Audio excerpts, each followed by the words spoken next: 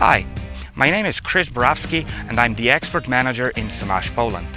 Today I would like to talk to you about our lightweight cutterbar. SaMASZ is one of the manufacturers with two types of the cutterbars. This particular cutterbar is called the EcoCUT and is dedicated for smaller operations. It has a bolted design and all the gears are in line and work in oil bath. The cutterbar features quick blade replacement system and shear key protection.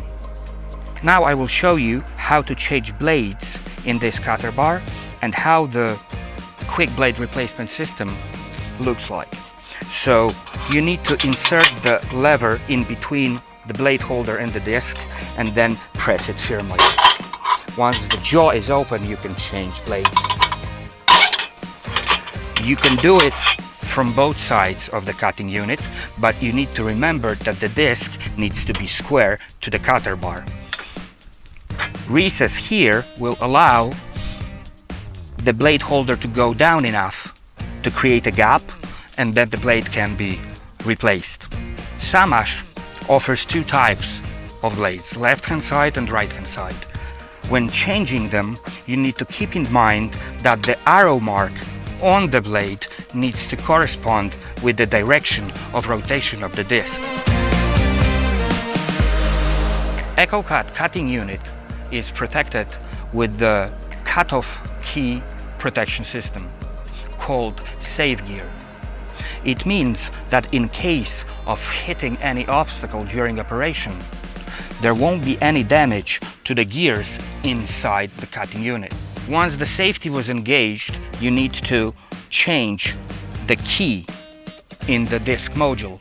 In order to do it, you need to remove the disc with the blade holder and then take the top hub off, replace the key and then put everything back and you're up and running within a matter of minutes. EcoCUT disc modules have only one key which holds the top hub in position and works as a safety. As it comes to timing of the cutting unit, if you don't take the module out of the cutter bar, it's easy, it's square, so discs needs to be square to each other. However, when you take the whole disc module out and you want to reinstall it, you need to keep in mind that both hubs needs to be in line. In order to check if they are, you need to use a straight edge and set the disc module so those four holes are in one line. This is a EcoCUT cutting disc. Like you can see here, we have two blade pins.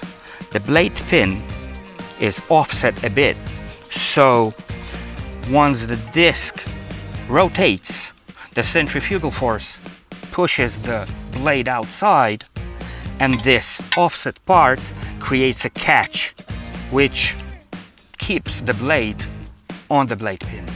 Discs are made of hardened steel and they are balanced. You can see here is a correction mass, so it means that the disc has been balanced. Once we have the cutting unit in upward position, we can have a closer look to the underside of the cutter bar. Like you can see, 2/3 of the surface of the cutting unit is covered with the sliding skid. If we would like to cut higher than the standard cutter bar cutting height, we can install optional topping skids. Additional change of height can be done with the distance washers. Washers needs to be installed on the bolts, on the mounting bolts from behind of the topping skid. As it comes to the cutter bar maintenance, the most important thing is to change the oil frequently. We recommend to change the oil after first 50 hours or after 500 hours, or at least once a year. Oil used in the cutter bar is 80 weight 90.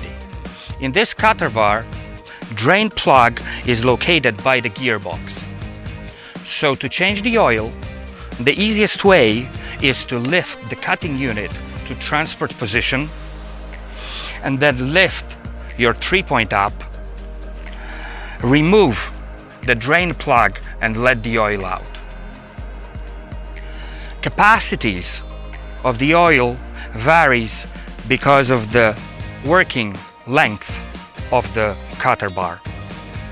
Detailed amounts of the oil you can find in operator manual. Thank you for attention. Remember that in case of any doubts or concerns about the use and operation of the mower or the cutter bar, always consult operator's manual or contact SaMASZ directly. Thank you.